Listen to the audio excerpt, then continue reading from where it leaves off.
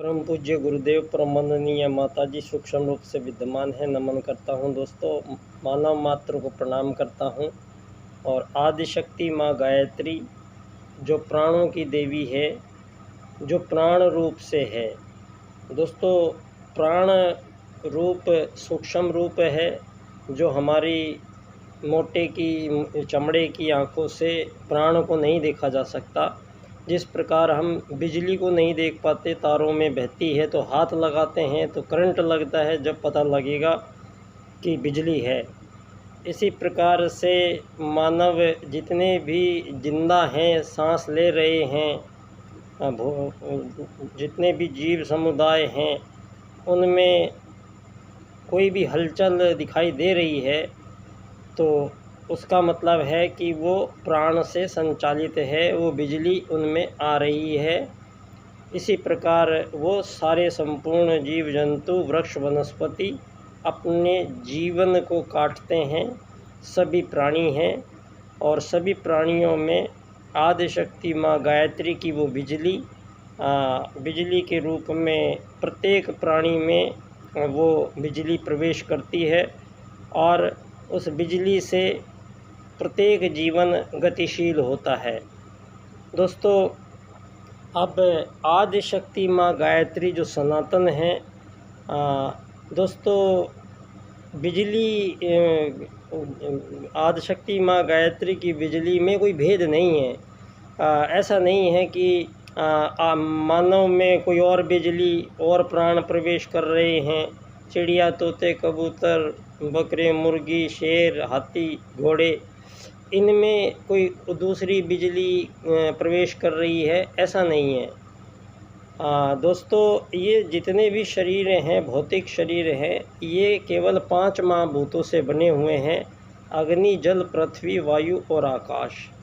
ये 5 तत्वों का मिश्रण करके ही यहाँ सभी प्रकार के छोटे बड़े उड़ने वाले, रेंगने वाले, तैरने वाले बहुत प्रकार के जीव जंतुओं का जो हलचल दिखाई दे रही है, वो उनका जो मूल कारण है वो है आदिशक्ति माँ गायत्री। दोस्तों, एक ऐसी आदिशक्ति माँ गायत्री जिसके प्राण से संपूर्ण प्राणी जीवन पा रहे हैं, उन शक्तियों को, उस शक्ति को जिन्होंने ब्रह्मा जी ने जब सृष्टि निर्माण की प्रक्रिया का सोचा तो सर्वप्रथम उनको भी आदिशक्ति माँ गायत्री का ही आवाहन करना पड़ा और वही प्राण भर सकती हैं। और प्राण एक ही हैं, वो प्राण भिन्न भिन्न नहीं है। सब जीवों में, सब में एक ही बिजली जा रही है, पहली बात। दूसरी बात, जितने भी जीव शरीर हैं उन सब का निर्माण 5 महाभूतों से हुआ है। तीसरी बात, संपूर्ण जीवों में कोई भी ऐसा अंग नहीं है जो उन प्राणों को अडॉप्ट कर सके, धारण कर सके, उनको अपने शरीर में रोक सके। किसी भी जीव समुदाय में कोई भी सृष्टा ने ऐसा अंग प्रत्यंग शरीर में नहीं है जो प्राणों को धारण करता है और प्राणी जीवित रहता है। तो प्राणों को धारण करना सबसे बड़ी बात है। तो जब यहाँ दोस्तों ब्रह्मा जी ने चित्रगुप्त के माध्यम से सृष्टि संरचना का जो सरंजाम किया, तो यहाँ 84 लाख प्रकार के जो भिन्न भिन्न जीव शरीर बनाए गए हैं, परमात्मा ने इनमें खाली नज़रों का भेद है, हमारे बुद्धि का भेद है। बाकी परमात्मा ने 2 वैदिक सूत्र सबको प्रदान किए हैं और ऑटोमेटिक सबके अंतःकरण में विद्यमान वो भाव रहते हैं। और लाखों करोड़ों साल से ये संपूर्ण जीव जंतु धरती पर आते हैं, रहते हैं और चले जाते हैं। दोस्तों, यहाँ आत्मत सर्वभूतेषु और वसुधैव कुटुंबकम, ये वेद के सूत्र हैं। वेद कोई पुस्तक का नाम नहीं है, वेद ईश्वर वाणी है जो कंपन रूप में बोली गई है और जिसको कंपन रूप से समझा गया है। दोस्तों, समझने वाला बहुत बुद्धिमान आदमी था, जो ऐसी वेदवाणी जो कंपनों के रूप में परमात्मा ने बोली और उसकी ध्वनि नहीं आई, केवल कंपन आए, और उन कंपनों को धारण जिस मानव ने किया वो धरती के प्रथम मानव यहाँ धरती पर जो आए, दोस्तों बहुत बड़े वैज्ञानिक थे और सत्य में अवस्थित होने के कारण पूर्ण परमात्मा स्वरूप ही उनका जीवन दर्शन था, और यहाँ 1000 सालों की उम्र लेके मानव धरती पर आया था। दोस्तों, मानव के आगमन से पहले उस परम सत्ता परमात्मा ने यहाँ प्रत्येक वो चीज़ जो प्रत्येक प्राणियों को जीवन जीने के लिए आवश्यक होगी, उन सामग्रियों को यहाँ पूरे धरती पर इकट्ठा किया गया है। और धरती की जो ये मिट्टी है, ये मिट्टी दोस्तों मिट्टी तो है, लेकिन मिट्टी में हम कोई भी बीज डालते हैं, आम का डालते हैं तो आम हो जाते हैं, नीम का डालते हैं तो नीम हो जाते हैं, कड़वा भी होता है, मीठा भी होता है, वहीं बराबर में इमली भी होती है, उसमें गुड़ भी होता है उसमें। तो दोस्तों, यहाँ जो ये जीवधारियों के शरीरों के संचालन की संपूर्ण सुव्यवस्थित व्यवस्थाएं उस परम सत्ता परमात्मा ने पहले बनाई हैं, और सभी जीव शरीरों को खड़ा कर दिया गया है, सभी वृक्ष वनस्पतियों को खड़ा कर दिया गया है। अब ये सारी चीज़ें खड़ी हैं क्योंकि ये सब मिट्टी, जल, पृथ्वी, वायु इनसे बनी हैं। इनमें चेतनता नहीं है, कोई हलचल नहीं है, कोई गति नहीं है। तो दोस्तों, ये भिन्न भिन्न प्रकार के जीव शरीरों में प्राण हर जगह उपलब्ध है, हमेशा प्राण उपलब्ध है, लेकिन इन प्राणों को अंदर धारण करेगा जो वो इन प्राणियों में, ऐसा किसी भी प्राणियों में, जीव जंतुओं में कोई भी अंग ऐसा नहीं है जो प्राणों को धारण करे। तो प्राणों को कौन धारण करेगा? प्राणों को धारण कौन करता है? जो प्राण दिखाई भी नहीं देते, उन प्राणों को शरीर में सारी जांचें करने के बाद देख लिया मानव ने कि ये ऐसा कोई अंग नहीं है जो प्राणों को धारण करता है। तो दोस्तों, अब सवाल ये आता है कि आदिशक्ति माँ गायत्री का जो प्राण है वो चराचर जगत में, संपूर्ण ब्रह्मांड में हर जगह संव्याप्त है, और उसको लेने का कोई टैक्स नहीं है, उसके लेने का कोई पैसा नहीं है, उसके लेने के लिए किसी को कोई बंदिश नहीं है, कोई बंधन नहीं है। प्रत्येक जीवधारियों को उनसे उनके जीवन काल को सुचारू रूप से चलाने की सुचारू और पूर्ण व्यवस्थाएं पहले की गई हैं, उसके बाद में इन जीव शरीरों का निर्माण किया गया है। तो दोस्तों, आत्मत सर्वभूतेषु के अनुसार परमात्मा का एक अंश आत्मा।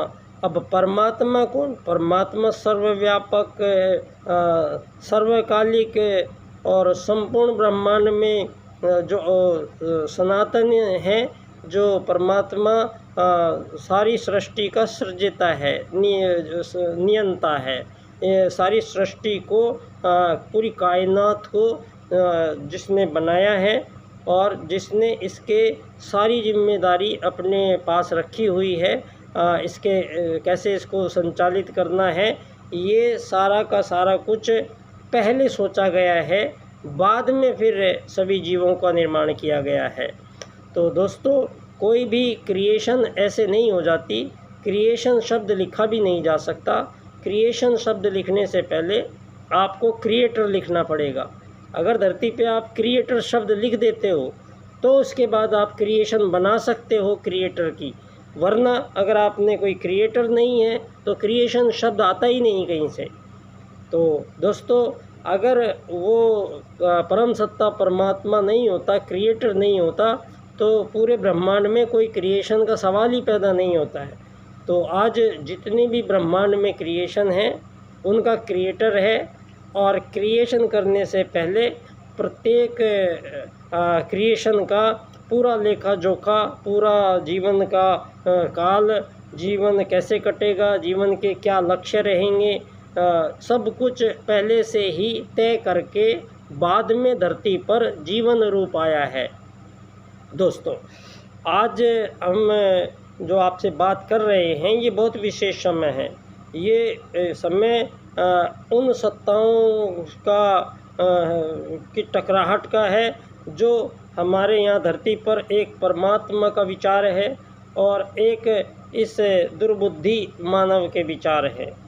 दोस्तों, ये मानव के अंदर जो विचारों के प्रभाव आते हैं, पहले आपको ये समझना ज़रूरी है कि जो ये हम विचार आ रहे हैं ये भी हमारी कोई बॉडी में ये बन नहीं रहे हैं, इनको क्रिएट नहीं किया जा रहा है। ये हम जो भी बातें करते हैं, जो भी चिंतन करते हैं, सोच विचार करते हैं, तो ये कोई हमारे द्वारा प्रोड्यूस नहीं किए जा रहे हैं। विचार जो आते हैं दोस्तों, शब्द ही ब्रह्म है। वेद में कहा गया है जो ध्वनि कंपन है वही ब्रह्म है। तो यहाँ आशय जो परमात्म सत्ता है वो आपकी आँखों से दिखाई नहीं देता है। क्यों? क्योंकि वो सूक्ष्म रूप से बना है और विशेष उसका स्ट्रक्चर के परमाणु हैं, उसको इन चमड़े की आँखों से नहीं देखा जा सकता है। दोस्तों, लेकिन वो सर्वत्र सर्वव्यापक है, मतलब अनादि है, हमेशा से है, हमेशा तक है, हमेशा तक रहेगा, जिसका ना कोई कभी अंत हो सकता, ना कोई जन्म हो सकता।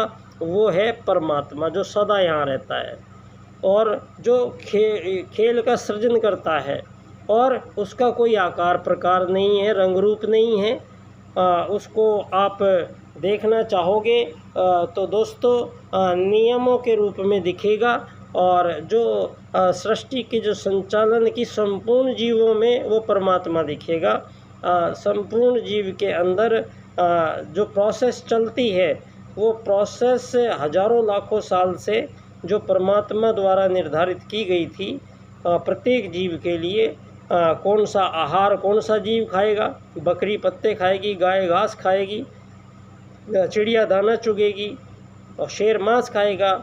तो दोस्तों, इन जीवों को इस प्रकृति में संपूर्ण जो संरचना हुई है उन संपूर्ण जो जीवन है, यहाँ ये क्लियर हो चुकी है बात कि जो परमात्मा है वो सूक्ष्म है और सनातन है। तो सनातन अगर परमात्मा है तो सनातन आत्मा भी है। आत्मा परमात्मा का ही अंश है और ऐसा कोई समय नहीं था यहाँ पर जब आत्मा और परमात्मा विद्यमान नहीं थे। तो यहाँ पर ये जो गुत्थियाँ उलझाई है कि मानव जन्म कब हुआ, मानव के ये बंदर मछली बंदरों से होता हुआ डार्विन कहता है कि मानव अपने आप बन गया। ये ऐसी यहाँ पे चार्ल्स और डार्विनवाद के ये इन पश्चिमी लोगों के सिद्धांत से सारी दुनिया को भ्रमित कर दिया गया और हमारे जो आदि वेद सनातनी ज्ञान परंपराएं पद्धतियाँ हमारे भारत से 2500 साल तक हम पर आक्रमण होते रहे और लोगों को गाजर मूली की तरह तलवारों से काटा मानवों ने और अपने अपने झंडे गाड़ दिए और झंडे गाड़ने के बाद बोला आप गुलाम हो गए। और बाद में गुलामी के बाद में अब वो कह रहे हैं टुकड़ों टुकड़ों में झंडे गाड़े हुए उनके हैं। अब छोटी सी धरती का टुकड़ा किसी को देने के लिए उनके पास जाइए, उनके पास हथियार खरीदिए, उनसे फिर अपने जो तुम्हारे लोग हैं उनका कत्लेआम कीजिए, उनको मार दीजिए। एक धड़ा बचेगा, एक धड़ा ख़त्म हो जाएगा और जब एक धड़ा बचेगा उसको आप विजेता घोषित करोगे और फिर उसकी एक सीमा रेखाएं कृत्रिम बना के और उसको एक कागज़ पे एक सील लगा के और आज़ाद देश के रूप में जो ये प्रमाण पत्र काट काट के दिए जा रहे हैं। सबसे पहली बात तो ये है कि पूरे ब्रह्मांड में किसी में औकात नहीं है धरती को खरीदने बेचने की, उस पे उसको अपना बताने की, क्योंकि यहाँ तो संपूर्ण जीव जगत ही मेहमान है। यहाँ तो जो आया है वो रहेगा और चला जाएगा। इतनी सिंपल सी बात थी, कितनी सरल सी बात थी कि मानव की ये बात समझ में नहीं आ रही है कि वो थोड़े से दिन का मेहमान है धरती पर, और उसके बावजूद भ्रमित बुद्धि, दूषित बुद्धि का परिणाम है राजसिक और तामसिक जो आहार ग्रहण किया है जो मानव ने यहाँ धरती पर। अगर मानवों के बीच में मानव ने सबसे बड़ी कोई त्रुटि की है तो वो की है भोजन के संबंध में दोस्तों। और भोजन का संबंध की क्या सामंजस्य है धरती पर। अगर आपको सबसे बड़ा प्रयोग देखना है, अभी का प्रयोग देखना है, जहाँ कह रही है सारी दुनिया कि सब कुछ जहरी जहर मिलावट है, सारी दुनिया में सब मिलावट तो कर ही रहे हैं कि लोभ और लालच होगा, जहाँ कि जिस चीज़ की कृत्रिम रूप से धन बनाया मानव ने, ईश्वर ने कभी धन नहीं बनाया।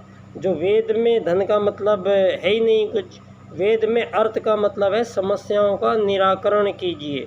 तो कोई रुपया पैसा का कहीं हमारे वेद में जिक्र नहीं है। और इस बात को आज के समय में पंडित दीनदयाल उपाध्याय जी एक ऐसे राजनेता हमें प्राप्त हुए दुनिया में, जिन्होंने मानवों के बीच में जो ये सारी समस्याएं पैदा हुई थी, इन सारी समस्याओं का संपूर्ण निराकरण करने का जो गुरुत्व भार वाला जो कार्य था, वो परम पूज्य गुरुदेव ने इस युग निर्माण योजना के अंतर्गत राजनीति के पुनर्निर्धारण की जो आवश्यकता सबसे पहले आएगी युग परिवर्तन में। पहले राज्य की नीति का परिवर्तन होगा धरती पर, युग परिवर्तन इसके बाद होगा दोस्तों। युग परिवर्तन में दो सूत्रों का उपयोग उस परम सत्ता परमात्मा ने दोबारा लिया है। और हमारी आज आप लोगों ने जो डार्विन और चार्ल्सवाद पढ़ाए थे, ये सारे के सारे झूठे साबित हो गए हैं, क्योंकि अब मानव के सामने आज से 5000 वर्ष पहले भारत में भगवान श्री राम आए थे, और उनके द्वारा बनाए गए श्री राम सेतु पुल को नासा की सैटेलाइट ने देख लिया, तो दुनिया के सामने दिखाना पड़ा, और फिर उसकी जांच की गई तो पता चला ये तो 5000 वर्ष पहले बनाया था। तो आपका ये 2000 साल की 20वीं शताब्दी का सारा ज्ञान जो दुनिया को भ्रम में डाला है आप लोगों ने, और दुनिया को एक ऐसी आज़ादियों जहाँ हो नहीं सकती है, एक प्रजाति के जीवों में आज़ादी हो ही नहीं सकती है, लेकिन यहाँ तो हज़ारों सालों से आज़ादी के लिए लड़ाइयाँ चल रही है, और आज़ादी पा के खुश हुआ जा रहे हैं। यहाँ पे जुलूस निकाले जा रहे हैं आज़ादी के। आत्मत सर्वभूतेषु के सिद्धांत को खंडित करके आप लोग ये कौन सी आज़ादी जो वो उन्होंने चलाया हमें जैसे नचाने के लिए कुछ शब्द दिए उन्होंने हमें, आज वैसे ही नाचते चले जाएंगे। सनातन भारत ऐसे नहीं नाचता है।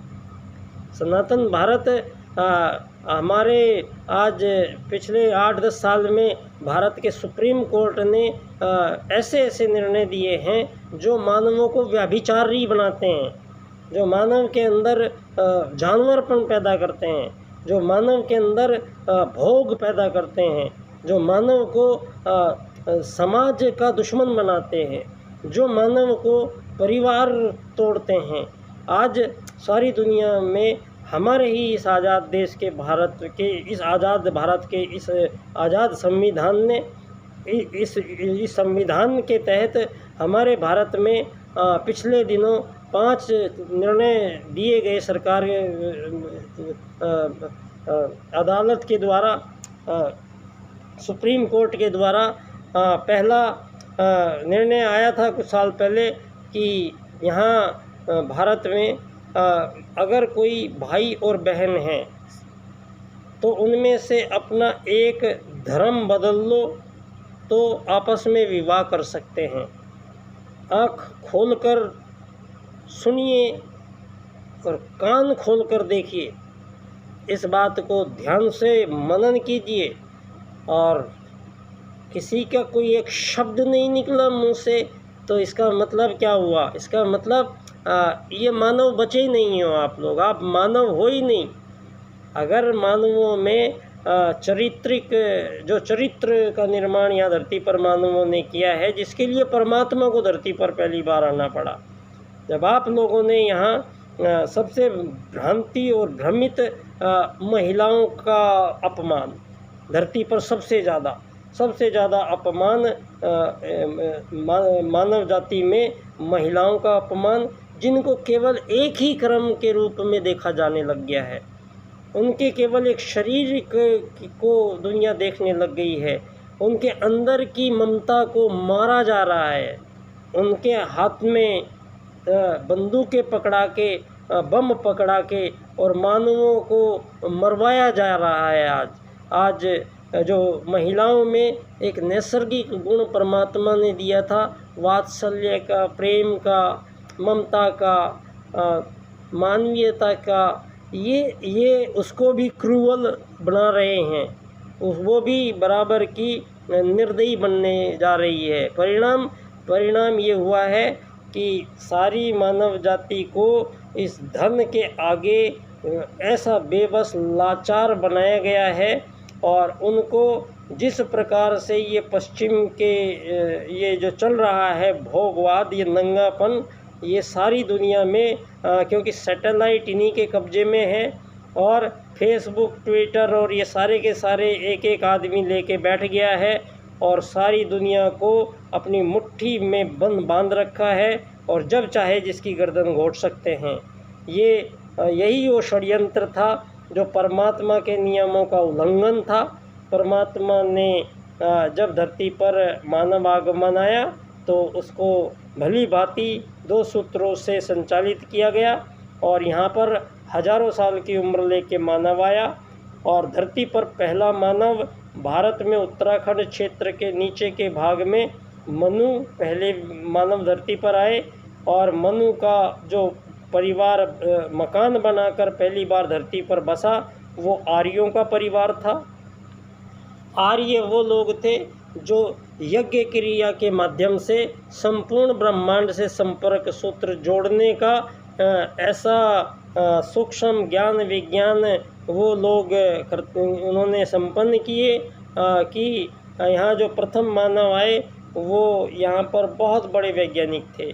वो परमात्मा और अनंत पूरे निखिल विश्व ब्रह्मांड से संपर्क और पूरे संपूर्ण चराचर जगत पे अपनी अनुदान वर्षा और प्रकृति को सुव्यवस्थित रखने के लिए उन लोगों ने यज्ञ विज्ञान का आविष्कार किया है। और ये यज्ञ विज्ञान दोस्तों इतनी उच्च श्रेणी का विज्ञान है जिसके द्वारा संपूर्ण सृष्टि को अपने अनुसार मानव उसमें हेर फेर करने की सामर्थ्य रखते थे। और इसी प्रकार जब भी परमात्मा ने संपूर्ण जीव शरीरों में केवल एक ही आत्मा विद्यमान है, और वो आत्मा ही है केवल धरती पे जो प्राणों का धारण कर सकती है, और कोई प्राणों का धारण कर नहीं सकता है। तो जो भी जीवित प्राणी हैं तो समझ लीजिए जीवन उसमें तब आया है तब उस प्राणी में वो परमात्मा का अंश आत्मा एक चिप के रूप में आया है और अदृश्य है। वो अदृश्य रूप से आत्मा आया, पंच महाभूतों के शरीर में जैसे ही प्रवेश किया वैसे ही आदि शक्ति माँ गायत्री का प्राण को आत्मा खींच लेता है और दोनों में आदान प्रदान का क्रम चलने लगता है। तो संपूर्ण प्राणियों में वही एक परमात्मा है, संपूर्ण जीवधारियों में एक ही समान आत्मा है, नर नारी में कोई भेद नहीं है। और यहाँ संपूर्ण संसार आत्मत सर्वभूतेषु और वसुधैव कुटुम्बकम के सूत्रों द्वारा ही सृजित किया गया है। और आपने यहाँ जो मानव आए, हमारा वेद यहाँ सृष्टि का निर्माण कैसे हुआ, कब हुआ, किसने किया, हमारे पास हर बात का सारे संसार को देने के लिए एक तथ्यपूर्ण हमारे पास सारे उत्तर हैं। लेकिन अभी तक कुछ साल पहले तक हमारे देश की आज़ाद भारत सरकार सुप्रीम कोर्ट में हलफनामा पेश करके कहती है कि भगवान श्री राम का कोई अस्तित्व नहीं है और ये काल्पनिक कथा है और ये झूठ है। हमारे ही आज़ाद ये कैसा आज़ाद देश होगा जिसकी आज़ाद सरकार हलफनामा पेश करके कहती है भगवान श्री राम नहीं है।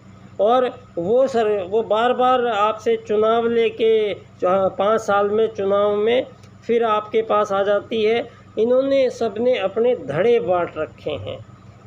जिस भी देश में लोकतंत्र है उसका मतलब ये है कि वो देश विखंडित हो चुका है, वहाँ के मानवों को आपस में बांट दिया गया है वैचारिक रूप से, और वो कभी एक नहीं होने देते। ये लोग हर 5 साल में जब एक होने का नंबर आता है फिर ये चुनाव आ जाते हैं। और चुनाव में एक एक देश में हज़ारों लाखों करोड़ों डॉलर रुपयों का खर्चा होता है, जिससे अगर आप चुनाव का इतना पैसा ना खर्चा करते तो ये गरीब रहते ही नहीं दुनिया में कोई। लेकिन ये जो पूंजीवादी लोकतंत्र है, आज आप सारी दुनिया में प्रधानमंत्री जी भी बात तो इसकी करते हैं, हमने 4% गरीबी कम कर दी, हमने 10 करोड़ लोगों को सीमा रेखा से बाहर ले आया। ये सीमा रेखा कौन सी है? ये सीमा रेखा क्या है? सीमा रेखा ये है कि मैं डॉक्टर होने के बावजूद मैं कहीं क्लिनिक खोल के किसी का इलाज नहीं कर सकता। ये बंधन ये शुरुआत के क्यों नहीं कर सकता भाई? हमें अब मेरा पिछले 20 साल से ये फेसबुक वाला है, ये मेरा 20 साल से मुझे 4 कदम नहीं चलने देता है और मुझे 10 कदम पीछे घसीटता है। मैं बार बार मेरे हर फेसबुक पे जो भी चीज़ मैं डालता हूँ, क्योंकि मैं पूंजीवाद के अगेंस्ट एक पैरेलल राजनीतिक व्यवस्था की बात कर रहा हूँ, जो हमें यहाँ पंडित दीनदयाल उपाध्याय जी ने दी है, जिन्होंने जनसंघ की स्थापना की है। और ये भारतीय जनता पार्टी वाले सारे के सारे लोग ऐसे भागते हैं कन्नी काट कर, क्योंकि कोई अंतर नहीं है, चाहे वो भाजपा हो या चाहे वो कांग्रेस हो, जब तक कि देश को आर्थिक वैश्वीकरणवाद से पूंजीवादी लोकतंत्रवाद से चलाया जाएगा। आप ये बार बार आया राम गया राम बदलते रहेंगे। ये सब लोग केवल जितनी भी आज़ाद देश की सरकारें हैं, ये केवल मानवों से टैक्स इकट्ठा करना का अधिकार लेती हैं और जितना मर्जी टैक्स इकट्ठा कर लेती हैं। और इनके सरकार जो बनाई हैं, इन्होंने सरकार के मंत्रालय बनाए हैं, सरकार के कर्मचारी बनाए हैं, सरकार के नौकर बनाए हैं। ये सबको इतना सुविधा, इतनी ऐशो आराम, इनके बाल बच्चों तक के लिए सुविधाएं ये की है आप लोगों ने, तब एक ये राजनीति चल रही है धरती पर। दोस्तों, यहाँ वर्ग बनाए गए हैं, यहाँ विकसित, अति विकसित, अल्प विकसित, विकासशील बनाए गए हैं। यहाँ अमीर गरीब का ये पूर्णतः मानव के द्वारा अपनाया गया धरती का सबसे बड़ा पाखंड और धरती पर सबसे बड़ा अपराध है कि ये अमीर गरीब बनाया है आपने, मालिक नौकर जो बनाया है आपने। ये परमात्मा ने नहीं बनाया है, ये यहीं पर बनाया है और अभी बनाया है।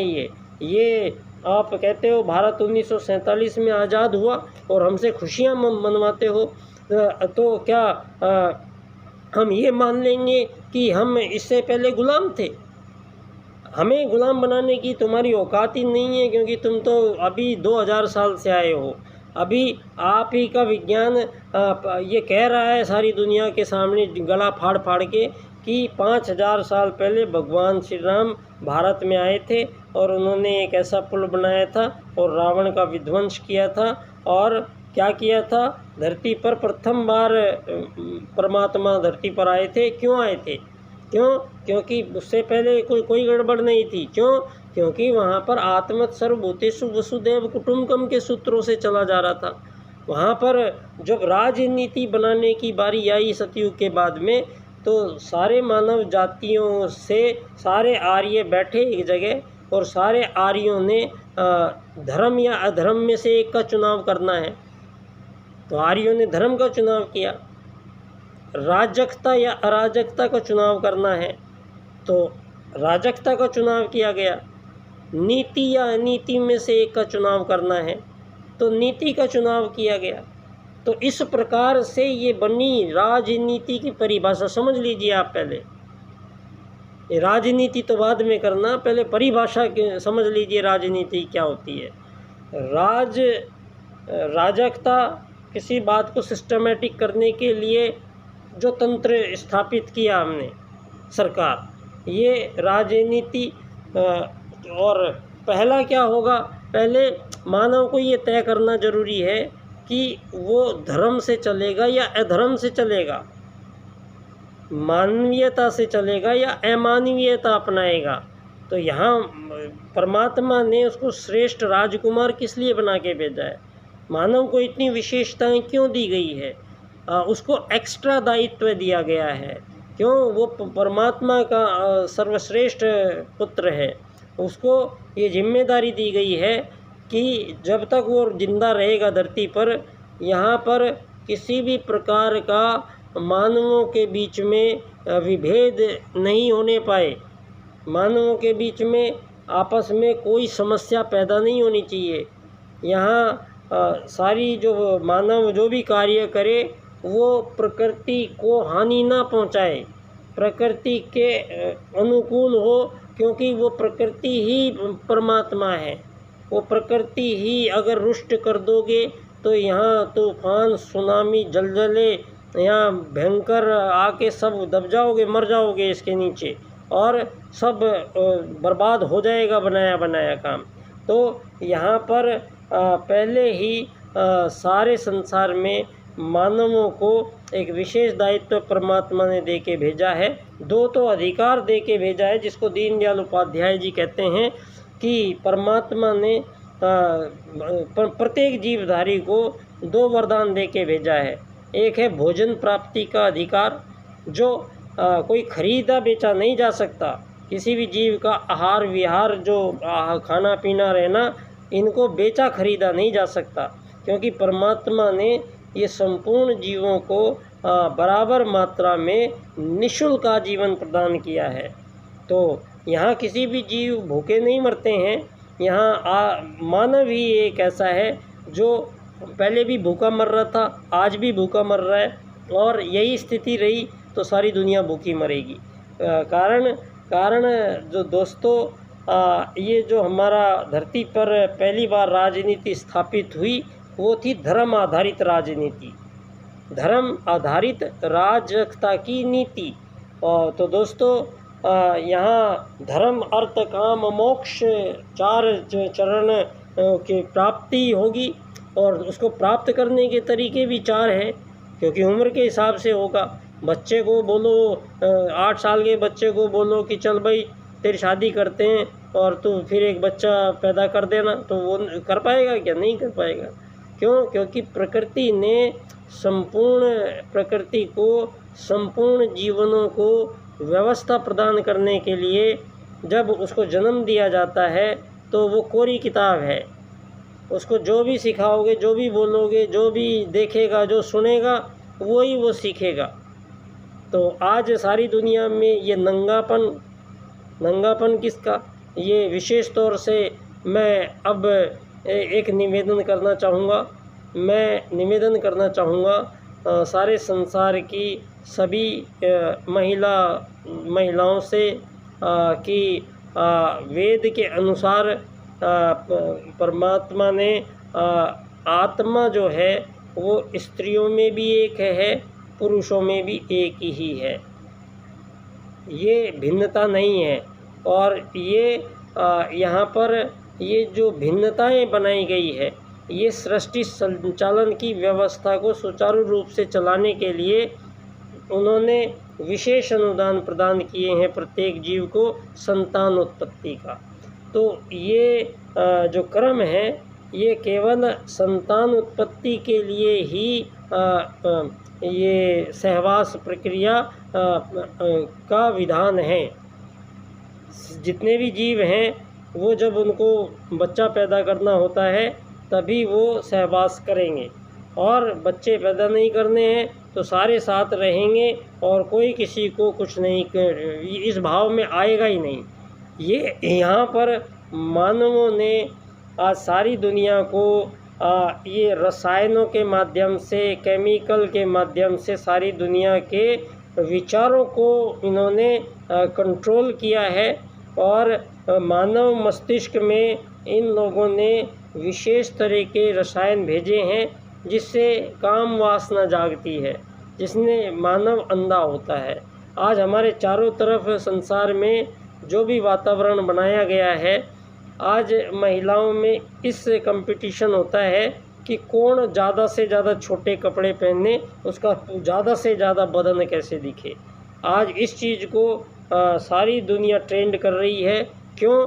क्योंकि दोस्तों यहाँ कुछ प्रगतिशील महिलाएं जिनको बोला गया, ये पश्चिम में इनके माध्यम से ये मानवाधिकार के नाम पर ये हमारे देश में भी इन लोगों ने ये सैटेलाइट के माध्यम से इनका पूरा इनके हाथ में है। जो सारे संसार में ये दिखाएंगे वही देखना पड़ेगा।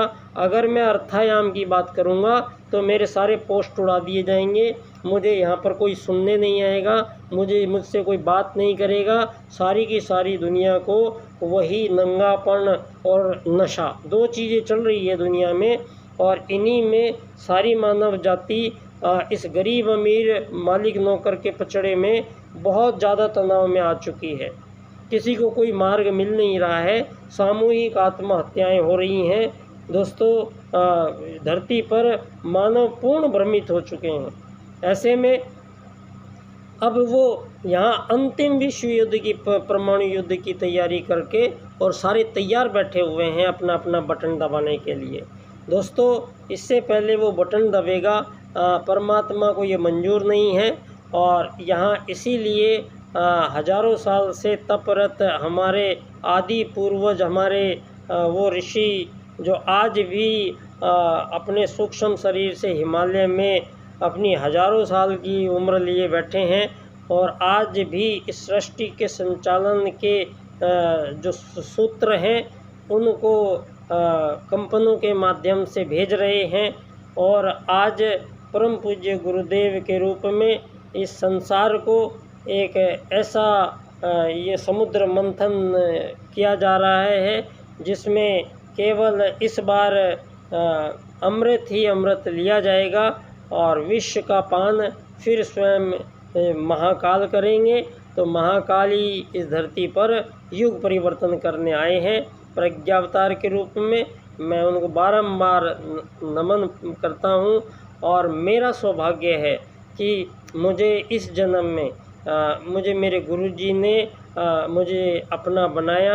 आज मैं जो कहता हूँ कि मैं परम पूज्य गुरुदेव का शिष्य हूँ, तो मुझे एक मेरी छाती चौड़ी हो जाती है। और उसके अलावा और क्या कहता है मैं इस बात पे ध्यान नहीं देता हूँ।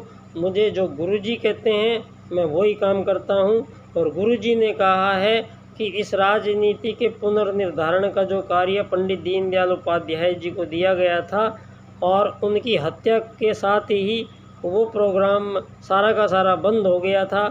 उस कार्यक्रम को पंडित दीनदयाल उपाध्याय जी को सारे संसार के सम्मुख लेके आना, और पंडित दीनदयाल उपाध्याय जी के उन सूत्रों को पुनर्स्थापित, पुनर्व्याख्या करने के बाद संसार की संपूर्ण राजनीति में उनको प्रस्तुत करना, ये मुझे आदेश मिला।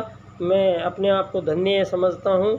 मैं बच्चा डॉक्टर बाल्यकाल सेवा संस्थान का अध्यक्ष, जो केवल एकात्म मानववाद को समर्पित है, और पंडित दीनदयाल उपाध्याय जी की जन्मस्थली पर बाल्यकाल सेवा संस्थान के माध्यम से बच्चा डॉक्टर की ओर से आप सभी लोगों को उस भावी विश्व की, उस सतयुग की वापसी की जो आगमन आ रहा है उसके लिए आप पलक पावड़े बिछाइए और अपने आप को उस जगत में ले जाने के लिए तैयार कीजिए, क्योंकि झटके बहुत लगेंगे।